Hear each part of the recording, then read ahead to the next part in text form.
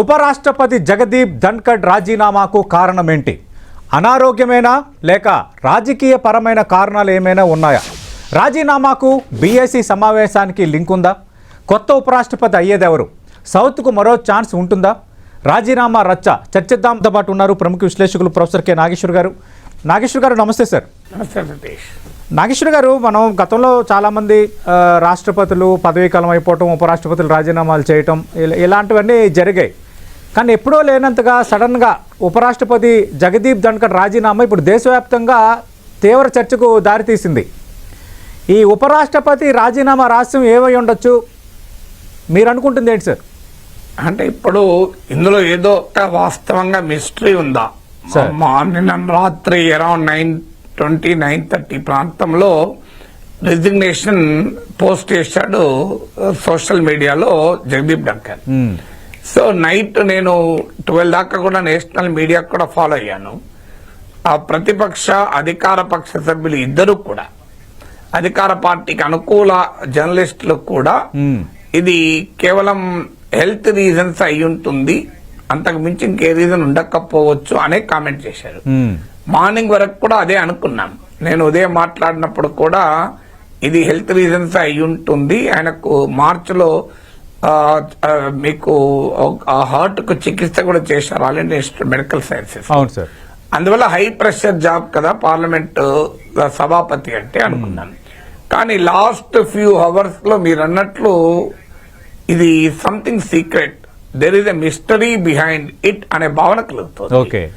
ఎందుకు మిస్టరీ ఉండవచ్చు, ఇందులో చిదంబర రహస్యం దాగి ఉండవచ్చు అనడానికి కారణం ఏంటి అంటే, ఒకటి వైస్ ప్రెసిడెంట్ నిన్న రాత్రి అరౌండ్ 9:30కి ఆయన రిజిగ్నేషన్ ప్రకటిస్తే అది కూడా హెల్త్ గ్రౌండ్స్ పైన ప్రకటించారు. సాధారణంగా మన ప్రధానమంత్రి చాలా వేగంగా సోషల్ మీడియాలో స్పందిస్తాడు. కానీ వైస్ ప్రెసిడెంట్ ఆరోగ్య కారణాల మీద రాజీనామా చేస్తే, రాజకీయ కారణాల మీద రాజీనామా చేస్తే స్పందించకపోతే అర్థం చేసుకోవచ్చు. కానీ అఫీషియల్ గా అది ఆరోగ్య కారణాలపై రాజీనామా చేసినాక ప్రైమ్ మినిస్టర్ 15 గంటల దాకా 15 అవర్స్ వరకు సైలెంట్ గా ఉండి, ఇప్పుడే నేను మాట్లాడే కొద్దిసేపటి క్రితమే ఆయనకు ఆరోగ్యము త్వరగా కోలుకొనుగాక అని ట్వీట్ చేశారు. సో అంతకు ముందు ఉదయాన్నే దేవేంద్ర ఫడ్నవీస్, అజిత్ పవార్, మహారాష్ట్ర ముఖ్యమంత్రి, ఉప ముఖ్యమంత్రులకు బర్త్డే గ్రీటింగ్స్ కూడా చెప్పారు ప్రైమ్ మినిస్టర్. ఏదో బిజీగా ఉన్నాడు, ఆయన సోషల్ మీడియాలో యాక్టివ్ గా లేడు అంటే. సో 15 అవర్స్ తర్వాత ఎందుకు ప్రైమ్ మినిస్టర్ ఇంత లేట్ గా I'm wish him very well అని, ఆయన ఆరోగ్యం బాగుండుగాక అని కూడా ఎందుకు విష్ చేయలేదు? ఇది మొదటి క్వశ్చన్.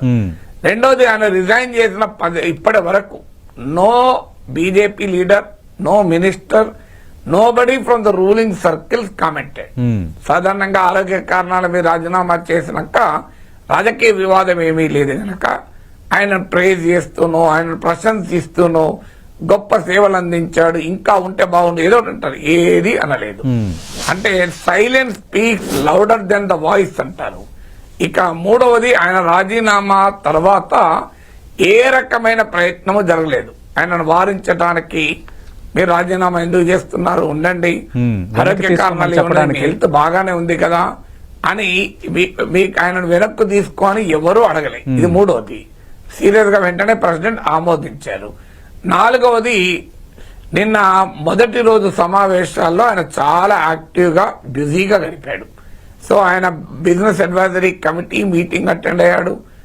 ఈవెన్ ఇవాళ మార్నింగ్ కూడా ఆయనే షెడ్యూల్ చేశాడు బిజినెస్ అడ్వైజరీ కమిటీ, అది ఉంటుందని సభ్యులకు చెప్పాడు. చాలా యాక్టివ్ గా గడిపాడు. సో ఏ రకమైన ఇండికేషన్ లేదు, హెల్త్ బాగాలేదని కానీ, రిజైన్ చేస్తానని కానీ ఏ రకమైన ఇండికేషన్ ఇవ్వలేదు. ఈ 5 కారణాలు చూస్తే ఆయన ఆరోగ్య కారణాలని చెప్తున్న నిజం కాదు, దీని వెనకాల ఖచ్చితంగా మిస్టరీ ఉండి ఉంటుంది అని అనుమానం. ఓకే, అంటే నాగేశ్వర గారు, ఎలాంటి మిస్టరీ ఉండి ఉండొచ్చు అన్నది ఇక్కడ చర్చ. ఇక్కడ రకరకాల వాదనలు వస్తున్నాయి. అమెరికా ఉపాధ్యక్షుడు వచ్చినప్పుడు ఆయన ఉపరాష్ట్రపతిని కలవాలనుకున్న విదేశీ వ్యవహారాల శాఖ షెడ్యూల్ చేయలేదు అన్నది ఒక చర్చ నడుస్తుంది, ఒకటి. రెండోది, మీకు ఉపరాష్ట్రపతిగా ఆల్రెడీ తొలగించ ప్రకటించబోతున్నారు అన్న ఒక టాక్ వచ్చింది గత వారం రోజులుగా. దాంతోనే ఆయన ముందు జాగ్రత్త పడ్డారన్నది రెండు. మూడోది, బీహార్లో త్వరలో ఎన్నికలు జరగబోతున్నాయి కాబట్టి అక్కడ బీజేపీ జేడీయూ కూటమిలో ఉన్నప్పటికీ ఈసారి బీజేపీ అధికారం తీసుకోవటానికి ప్రయత్నం చేస్తుంది ఒకవేళ గెలిస్తే. అందుకు జేడీయూకి ఉపరాష్ట్ర పదవి ఇవ్వబోతున్నారు అన్నది ఒక చర్చ. ఇలాంటి కొన్ని కారణాలు వస్తున్నాయి. ఎంతవరకు మనం వీటిని విశ్వసించవచ్చు? అంటే మీరు అన్నది ఒకటి, జేడీ వ్యాన్స్ కారణం అంటూ ఉండవచ్చు, కానీ దాని మీదనే రిజైన్ చేసి ఇంత లేటుగా రిజైన్ చేయడం. రెండు, జేడీయూకు మీరన్న నిజం. ఇప్పుడు present vice chairman Harivansh Narayan Singh, ఆయన బీహార్ కు చెందిన వ్యక్తి, జేడీయూ నాయకుడు. సో బీహార్ లో నితీష్ కుమార్ ప్లేస్ లో తామే ముఖ్యమంత్రి కావాలని బీజేపీ కోరుకుంటున్న మాట నిజం. మహారాష్ట్రలో గట్టిగా దేవేంద్ర ఫడ్నవీస్ ముఖ్యమంత్రి చేశారు. ఉద్దవ్ ఠాక్రేను వదులుకున్నారు. ఏక్నాథ్ సింధే నొప్పించినా కూడా బీజేపీ తన సీఎం పదే వదులుకోలేదు. మహారాష్ట్ర చూసిన తర్వాత బీహార్ లో చాలా కాలంగా బీజేపీ తమవారే ముఖ్యమంత్రి కావాలని కోరుకుంటున్నారు. జేడీయూ బలహీనపడుతుంది. నితీష్ కుమార్ ఆరోగ్యం కూడా బాగాలేదు. అందువల్ల జేడీయూకు వైస్ ప్రెసిడెంట్ ఇవ్వాలి అనుకుంటే ఆ పదవిలో హరివంశ్ నారాయణ్ సింగ్ ఎందుకు, నితీష్ కుమార్ ఇవ్వచ్చు కదా.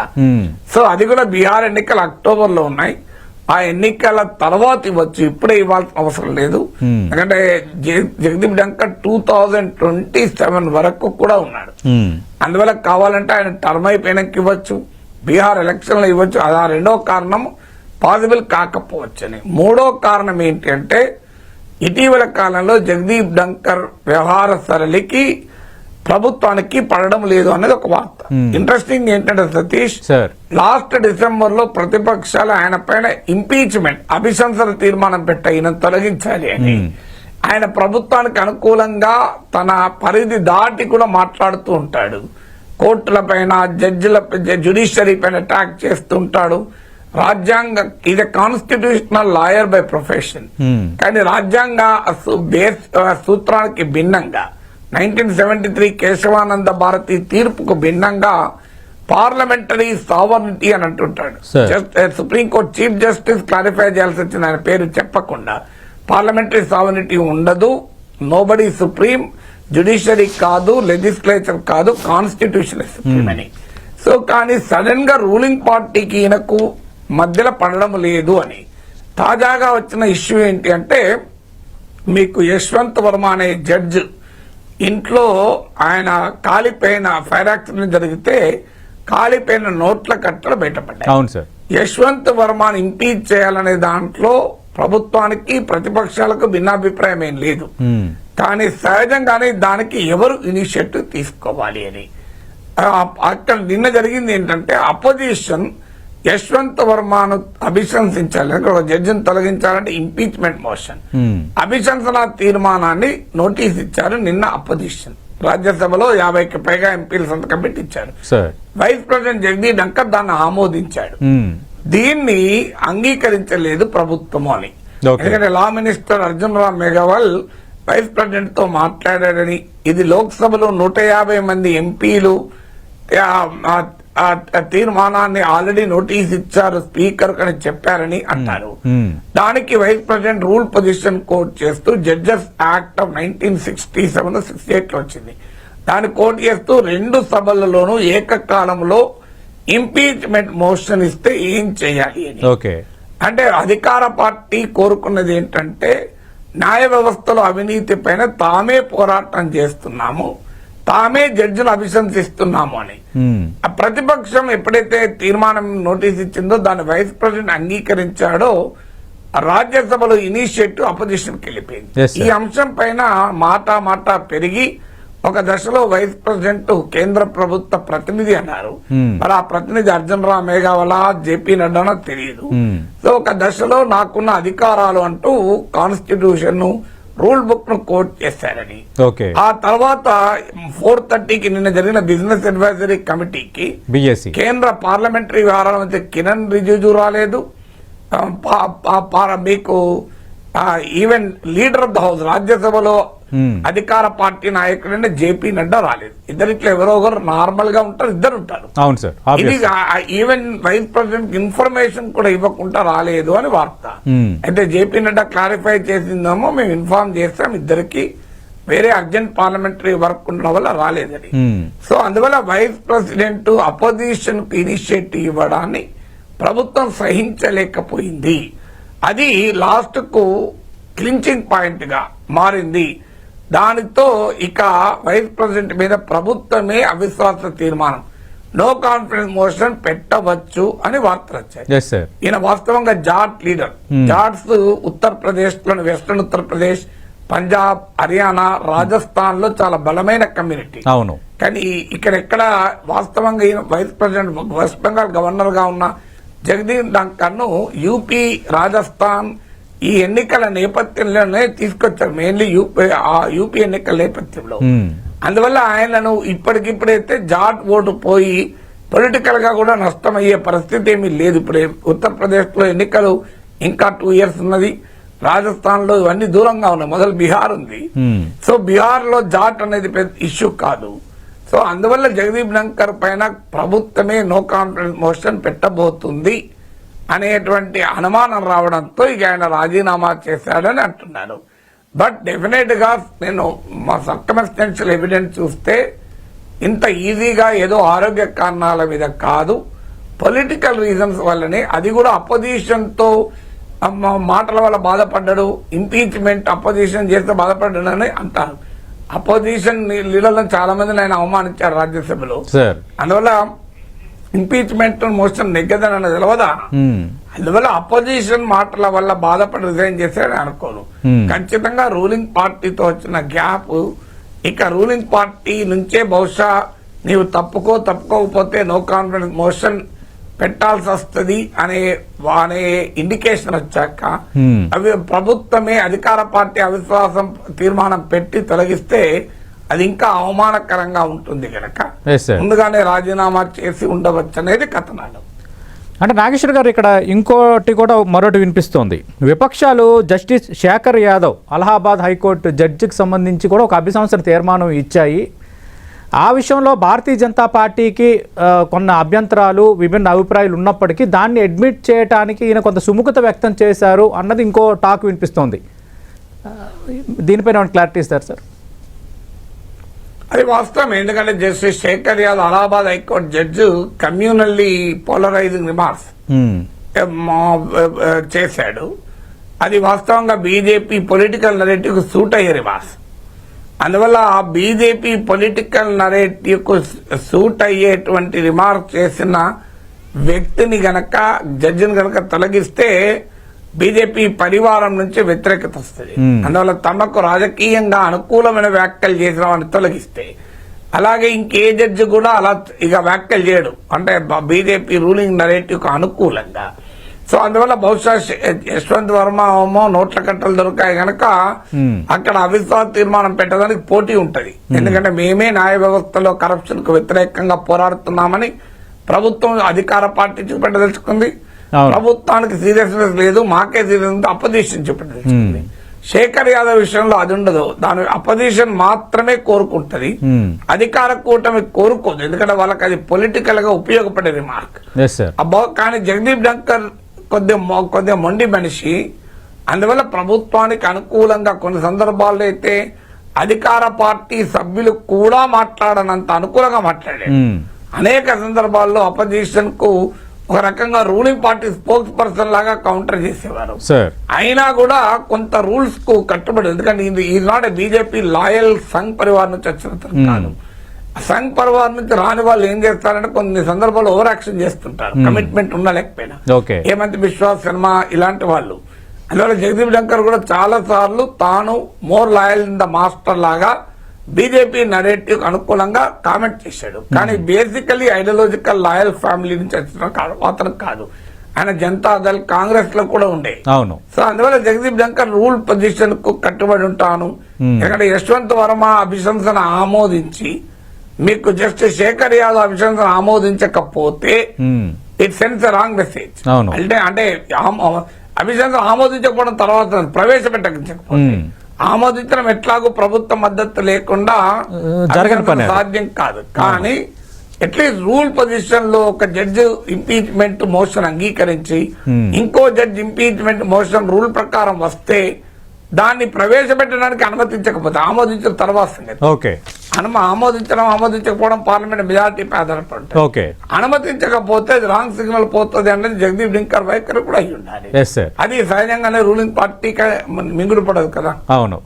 మన నాగేశ్వర గారు, ఇప్పుడు కొత్త ఉపరాష్ట్రపతి ఎవరు కావచ్చు, సౌత్ కూడా ఛాన్స్ ఉండొచ్చా అన్నది మరో చర్చ ఉదయం నుంచి. దీనిపై క్లారిటీ ఇస్తారా? Who will be the next vice president of India? అంటే బీజేపీ సాధ్యమైనంత మేరకు ఏ పదవైనా పొలిటికల్ స్ట్రాటజీ లేకుండా చేయదు. మీకు ఇటీవల రాజ్యసభ నామినేషన్లలో కూడా క్లియర్ పొలిటికల్ స్ట్రాటజీ ఉంటుంది. ద్రౌపది ముర్మును రామ్నాథ్ కోవింద్ను ప్రెసిడెంట్ చేసినప్పుడు కూడా సామాజిక న్యాయం అనే ఒక రాజకీయ వ్యూహంలో చేశారు. రామ్నాథ్ కోవింద్ అయితే సామాజిక న్యాయం అనే ఆయుధాన్ని ప్రయోగించి ఎల్కే అద్వానీని రాష్ట్రపతి కాకుండా అడ్డుకోవటానికి మోడీ అమిత్ షాల వ్యూహాత్మక గేమ్ అది. ఎందుకంటే రామ్నాథ్ కోవింద్ పెడితే దళిత నాయకుని పెట్టద్దంటారా అనే క్వశ్చన్ వస్తుంది. దాంతో ఎల్కే అద్వానీని పక్కకు పంపించారు. తర్వాత వెంకయ్య నాయుడు వాస్తవంగా ప్రెసిడెంట్ కావాలి, ఆయనను పక్కకు పెట్టడానికి ద్రౌపది ముర్మును పట్టుకొచ్చారు. సో అలా సామాజిక న్యాయం పేరిట రాజకీయ వ్యూహాలు అనుసరించారు. సో అందువల్ల ఇప్పుడు కూడా ఖచ్చితంగా వైస్ ప్రెసిడెంట్ జగదీప్ ధన్కర్ కూడా జాట్ ఓట్లు కీలకమైన ప్రాంతాల్లో అసెంబ్లీ ఎన్నికలున్న సమయంలో పట్టుకొచ్చారు 2022లో. సో అందువల్ల ఇప్పుడు కూడా వైస్ ప్రెసిడెంట్ కు పొలిటికల్లీ సిగ్నిఫికెన్స్ ఉంది కనుక ఖచ్చితంగా దాన్ని రాజ్యసభ నామినేషన్లనే రాజకీయంగా వాడుకుంటే ఇక దీన్ని వాడుకోరా, ఖచ్చితంగా ఉపయోగించుకుంటారు. వాడుకోవడం అన్న పదం కన్నా దాన్ని వ్యూహాత్మకంగా ఉపయోగించుకుంటారనేది నిజం. సో అప్పుడు ఎవరు అనేది ఒకటి కేంద్ర మంత్రి ఎవరైనా వెంకయ్య నాయుడు మోడల్ అనుకుంటే యాక్టివ్ మినిస్టర్ ఎవరైనా రాజ్నాథ్ సింగ్ లాంటి వాళ్ళైనా, లేదా ఇంకా అమిత్ షా అయితే ఎలాగూ కాడు, మీకు నిర్మలా సీతారామన్ లాంటి వాళ్ళ, మేము ఉమెన్ కూడా చేసామనే నెరటి మధ్య బీజేపీ ఆల్ ఇండియా ప్రెసిడెంట్ కూడా ఉమెన్ చేయాలనుకుంటున్నారని వార్తలు వచ్చాయి. అవును, అందులో నిర్మలా సీతారామన్, అలాగే దగ్గుపాటి పురంధేశ్వరి, వనతి శ్రీనివాసన్ తమిళనాడు ఎంపీ పేర్లు కూడా వచ్చాయి. అవును. సో ఇప్పుడు రాబోయే పార్లమెంట్ లో మీకు 1/3 ఉమెన్ ఉండబోతున్నారు. మేము మహిళల్ని చైర్పర్సన్ చేస్తున్నాం అనేటువంటి గనక లాజిక్ నరేటివ్ బిల్డ్ చేయాలనుకుంటే గతంలో సుమిత్రా మహాజన్ ను తీసుకొచ్చారు. ఆ లాజిక్ కనుక చేయాలనుకుంటే మీకు నిర్మలా సీతారామన్ లేదా సీనియర్ మినిస్టర్ రాజ్నాథ్ సింగ్ లాంటి వారు, ఎందుకంటే ప్రతిపక్షాన్ని కూడా కంట్రోల్ చేయాలి ఉంటుంది కనుక. అవును, ఇలా ఆ పాసిబిలిటీ రూల్ పొజిషన్ పోటీ రాకూడదు అనుకుంటే ఆ వ్యవహారాల ప్రాబ్లం అంత సీనియర్ రాజకీయ నాయకులు ఉంటే ఆ వ్యవహారాలు ఉండకపోవడం క్వశ్చన్ లేదు. రాజ్యసభ సభాపతిగా వ్యవహరించాల్సి ఉంటుంది. ఎందుకంటే ఈ ఎలక్టరల్ కాలేజ్ లో both Rajya Sabha and Lok Sabha members ఎన్నుకుంటారు. వైస్ ప్రెసిడెంట్ సభాపతి రాజ్యసభకైనా కూడా. అందువల్ల పార్టీ ఎన్డీఏకు బలం ఉంది కనుక డౌట్ లెవెల్ ఎవరు పెడతారు అవుతారు. సో నితిన్ గడ్కరీ లాంటి వాళ్ళు రేపు భవిష్యత్తులో మోడీకి అమిత్ షాకు పోటీ ఉండకూడదు, ఎందుకంటే అలా అడపాదడపా మాట్లాడుతుంటారు అనుకుంటే అలాంటి అతన్ని పట్టుకురావడం. సో నితిన్ గడ్కరీ రాకపోవచ్చు కానీ రాజ్నాథ్ సింగ్, నిర్మలా సీతారామన్ ఒకటి, లేదా జగదీప్ ధన్కర్ మోడల్ అనుకుంటే ఆయన పశ్చిమ బెంగాల్ గవర్నర్ గా ఉండి కూడా మమతా బెనర్జీని ముప్పు తిప్పలు పెట్టి బీజేపీకి ఉపయోగపడ్డారు వాస్తవంగా. సో అలాంటి ఎవరైనా ఒక గవర్నర్ ను పట్టుకొచ్చు, ఆరిఫ్ మహమ్మద్ ఖాన్ మైనారిటీ ఇట్లాంటి ఎవరైనా పట్టుకురావడానికి స్కోప్ ఉంటుంది. ఇది కాదనుకున్నప్పుడు మిత్రపక్షాలు జేడీయూకు ఎలాగో నితీష్ కుమార్ సీఎం కుర్చీని బీజేపీ తీసుకోదలుచుకుంది గనక ఆల్రెడీ ఇప్పుడు వైస్ చైర్మన్ హర్వంశ్ నారాయణ్ సింగ్ ఈయన ఆల్రెడీ జేడీయూ నాయకుడు గనక కొత్త ఉపరాష్ట్రపతి ఎన్నికయ్యేంత వరకు ఆయనే సభాధ్యక్షుడిగా ఉంటాడు గనక ఆయనను వైస్ ప్రెసిడెంట్ గా చేయడం అనేది ఒక అంశం. మరి చర్చ సౌత్ అని అన్నారు గనక మరి చంద్రబాబు నాయుడు లాంటి వాళ్ళకి గనక ఆసక్తి ఉంటే ఆయన గనక వైస్ ప్రెసిడెంట్ కావాలనుకుంటే ఇప్పుడు మంచి అపార్చునిటీ కూడా. ఎందుకంటే లోకేష్ ను ఆంధ్రప్రదేశ్ లో ముఖ్యమంత్రి చేసి వైస్ ప్రెసిడెంట్ గా చంద్రబాబు నాయుడు వెళ్ళదలుచుకుంటే మరి అది ఆయన ఇష్టం. ఎందుకంటే ఆయన యునైటెడ్ ఫ్రంట్ కాలంలో దేవగౌడ ఆ టైంలో వాస్తవంగా చంద్రబాబు నాయుడు కావాలనుకుని అప్పుడు కూడా ప్రైమ్ మినిస్టర్ ఆపర్చునిటీ వచ్చేది. అప్పుడు ఆయన స్టిల్ యంగ్, అప్పటికి ఇంకా కొడుకు ఎదిగి రాలే. ఇప్పుడు కొడుకు ఎదిగి వచ్చాడు. తెలుగుదేశంలో కూడా లోకేష్ ఎలివేషన్ గురించి చర్చ నడుస్తోంది. పవన్ కళ్యాణ్ ఉప ముఖ్యమంత్రిగా ఉండగా లోకేష్ ఉప ముఖ్యమంత్రి చేస్తే రాంగ్ సిగ్నల్ పోతుంది. ఎందుకంటే అది పవన్ కళ్యాణ్ తగ్గించినట్లు అవుతుంది. ఆ చర్చ అంతా మనం చూసాం. మంత్రులు చంద్రబాబు నాయుడు ముందట్లోనే టీజీ భరత్ లాంటి వాళ్ళు వరల్డ్ ఎకనామిక్ ఫోరం మీటింగ్ లో సందర్భంగానే లోకేష్ ను ముఖ్యమంత్రి చేయాలని ప్రస్తావన కూడా చేశారు. ఇటీవల మహానాడులోనే ఆయనను పార్టీ అధ్యక్షులు చేస్తారని చర్చ నడిచింది. ఈ మధ్య రాజీవ్ సర్దేశాయికి ఇచ్చిన ఇంటర్వ్యూలో కూడా చంద్రబాబు నాయుడు రూల్ అవుట్ ఏం చేయలేదు లోకేష్ ఎలివేషన్. సో అందువల్ల ఇప్పుడు చంద్రబాబు నాయుడు లోకేష్ ను సీఎం చేసి చంద్రబాబు నాయుడు ఖాళీగా కూర్చోలేడు.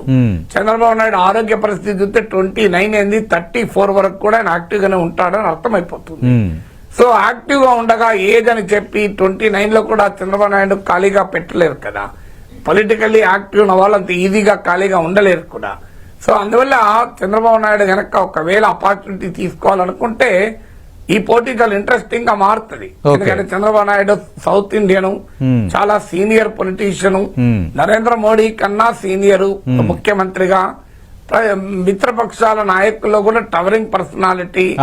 సో ఏ రకంగా చూసినా Chandrababu Naidu will be an important choice provided if he wants. Chandrababu Naidu కోరుకుంటే ఆయన వైస్ ప్రెసిడెంట్ అయితే ఒకే దెబ్బకు అనేక పిట్టలు అండొస్తాడు అన్నట్లు. ఒకటి లోకేష్ సక్సెషన్ సమస్య పోతుంది. ఎన్నికలు ఇంకా 3 ఏళ్లు ఉన్నాయి. లోకేష్ కొరకు కాదు ఇది. చంద్రబాబు నాయుడు దేశానికి సేవలు అందించడానికి త్యాగం చేయడం అవుతుంది అది. సో అందువల్ల లోకేష్ పొలిటికల్ గా స్టెబిలైజ్ కావడానికి సఫిషియంట్ టైం ఉంటది. ప్రభుత్వం పైన ఇంకా పూర్తి స్థాయిలో అసంతృప్తి లేని సమయంలో అవుతాడు. చంద్రబాబు నాయుడు వైస్ ప్రెసిడెంట్ కావడం కనుక జాతీయ రాజకీయాల్లో చురుగ్గా ఉంటూ, అది కూడా కాన్స్టిట్యూషనల్ పొజిషన్ కనుక గౌరవప్రదమైన పొజిషన్. సో రెస్పెక్టబుల్ దేశంలో నెంబర్ 2 ప్రోటోకాల్ లో కూడా. సో అందువల్ల అంటే ప్రైమ్ మినిస్టర్ నెంబర్ 2 అనుకుంటే నెంబర్ 3 అనుకోండి. ప్రోటోకాల్ కరెక్ట్ గా తెలియదు నాకు, బట్ స్టిల్ టాప్ 3 పొజిషన్స్ కదా president, prime minister, vice president. So అందువల్ల politically constitutionally highly respectable position. So అదొక ఆపర్చునిటీ. మరి చంద్రబాబు నాయుడు ఆలోచన ఉందో లేదో తెలియదు. ఓకే, ఇది కూడా కొంచెం ఇంట్రెస్టింగ్ యాంగిలే. ఎందుకంటే జేడీయూ, టీడీపీ ఈ 2 పార్టీలు ప్రధానంగా అక్కడ ఎన్డీఏ మనుగడకు సంబంధించి కీలకంగా ఉన్న అంశం. అయితే ఇక్కడ ఇంకో చర్చ కూడా, మాజీ గవర్నర్ విద్యాసాగర్ రావు పేరు కూడా ఆ మధ్యకాలంలో కొంత వార్తల్లో కనిపించింది. ఒకవేళ 2019 కు ముందైతే ఈ ఆపర్చునిటీ లేదు, కానీ ఇప్పుడు 2024 ఎన్నికల తర్వాత గమనించాలి. 2014 ఎన్నికల తర్వాతకు 2024 ఎన్నికల తేడా ఉంది. 2014 లో బీజేపీకే పూర్తి స్థాయిలో మెజారిటీ ఉంది, సొంతగా మెజారిటీ ఉంది. 2024 లో అలా కాదు కదా. బీజేపీకి ఉన్నది 240 సీట్లే. టీడీపీ, జేడీయూ మద్దతు లేకుండా ఎవరు కూడా అసలు ముఖ్యమంత్రి, అసలు టీడీపీ, జేడీయూ మద్దతు లేకపోతే ప్రైమ్ మినిస్టర్ మోడీ ఉండలేడు, బీజేపీ అధికారంలో కూడా ఉండదు. చంద్రబాబు నాయుడుకు ఉన్న అడ్వాంటేజ్ ఏంటంటే అన్ని పార్టీల రాజకీయ నాయకులతో ఆయనకు మంచి సంబంధాలు ఉన్నాయి. ఎందుకంటే యునైటెడ్ ఫ్రంట్ కన్వీనర్ గా ఉన్నాడు. అప్పుడు కాంగ్రెస్ పార్టీ మద్దతు యునైటెడ్ ఫ్రంట్ ఉండే, తర్వాత ఎన్డీఏ 1 కు కన్వీనర్ గా ఉన్నాడు. ఇప్పుడు అటు ఎన్డీఏ ఇటు ఇండియా కూటమిలో కూడా ఆయనకు పరిచయాలు ఉన్నాయి. వల్ల చంద్రబాబు నాయుడు కోరుకుంటే అది అసాధ్యమని అయితే కాదనుకుంటాను. రైట్. అదే విద్యాసాగర్ రావు పేరు కూడా మధ్యకాలంలో కొంత ప్రచారంలోకి వచ్చింది. తెలంగాణకు ఏమైనా ఛాన్స్ ఉండొచ్చా? అంటే వాళ్ళ పొలిటికల్ విద్యాసాగర్ రావు మహారాష్ట్ర గవర్నర్ గా ఉన్నాడు. సీనియర్ బీజేపీ నాయకులు, ఆర్ఎస్ఎస్ నేపథ్యం ఉన్న నాయకుడు కనుక పాసిబిలిటీ ఉందో లేదో తెలియదు, కానీ ఎలిజిబిలిటీ మాత్రం ఉంటుంది, గ్యారంటీ. సో విద్యాసాగర్ రావు ఇది వెరీ సీజన్ పొలిటీషియన్. ఆయన విద్యార్థి దశ నుంచి ఆర్ఎస్ఎస్ లో ఎదిగి వచ్చిన నాయకుడు, గవర్నర్ గా పనిచేశాడు, వివాద రహితుడు, వెరీ హైలీ రెస్పెక్టబుల్ పొలిటీషియన్. అందులో సౌత్ నుంచి ఇచ్చినట్లు అవుతుంది. తెలంగాణకు కూడా బీజేపీ కాస్త ఆశపడుతుంది కనుక. కానీ యాక్టివ్ పొలిటికల్ రీజన్స్ కావాలి అనుకున్నప్పుడు ఆప్షన్స్ వేరే ఉంటాయి. తన సీనియర్లను, తమ వెటరన్లను గౌరవించాలి అనుకున్నప్పుడు ఒక రకంగా ఉంటుంది. తమ వెటరన్లను గౌరవించాలనుకున్నప్పుడు గవర్నర్ పదవులు ఇస్తున్నారు మీరు గమనిస్తే. ఇంద్రసేనారెడ్డి, ఖమ్మంపాటి హరిబాబు, బండారు దత్తాత్రేయ, అంతకుముందు వి రామారావు ఇలా ఇచ్చారు. కానీ ఇప్పుడు తమ వెటరన్స్ ను గౌరవం ఇవ్వాలి అనుకుంటే డెఫినెట్ గా మీరు అన్నట్లు Vidyasagar Rao stands chance. Yes sir, చూద్దాం సార్ ఏం పాసిబిలిటీ జరుగుతుందో. కన్నా ఎలిజిబిలిటీ ఎక్కువ అని చెప్పారు. Yes, sir. Yes, eligibility sir. మాత్రం ప్రశ్న లేదు. Yes sir, thank you Nageshwar గారు. మనం చూస్తున్నాం ఉపరాష్ట్రపతి రాజీనామా వెనక రహస్యం అంటే ఏమి జరిగి ఉండొచ్చు అన్న దానిపై ఇది ప్రొఫెసర్ కె నాగేశ్వర్ గారి విశ్లేషణ. అలాగే కంటెండర్కి సంబంధించి సౌత్కి ఛాన్స్ ఉండే అవకాశాలు ఉన్నాయి. అట్ ది సేమ్ టైం కీలకంగా అక్కడ ఎన్డీఏ మనుగడలో కీలకంగా ఉన్న జేడీయూ అలాగే టీడీపీ ఈ రెండు పార్టీల నుంచి కూడా ఛాన్స్ ఉండొచ్చు. అనూహ్యమైన పేర్లు తెర ముందుకు రావచ్చు అంటున్నారు. చూద్దాం ఏం జరగబోతుంది. ఏదైనా ఉపరాష్ట్రపతి ధన్కడ్ రాజీనామా అనేది కొంత సెన్సేషన్ అయితే అయింది. మరి కొత్త రాష్ట్రపతికి ఇప్పుడు ఆల్రెడీ ఉన్న డిప్యూటీ చైర్మన్ హరివంశ్ని కొనసాగిస్తారా జేడీయూతో ఉన్న సంబంధాల నేపథ్యంలో, లేదంటే టీడీపీకి ఛాన్స్ ఉంటుందా, లేదంటే భారతీయ జనతా పార్టీ నుంచి లాయలిస్ట్ని తెర ముందుకు తెస్తారా అనేది let us wait and see.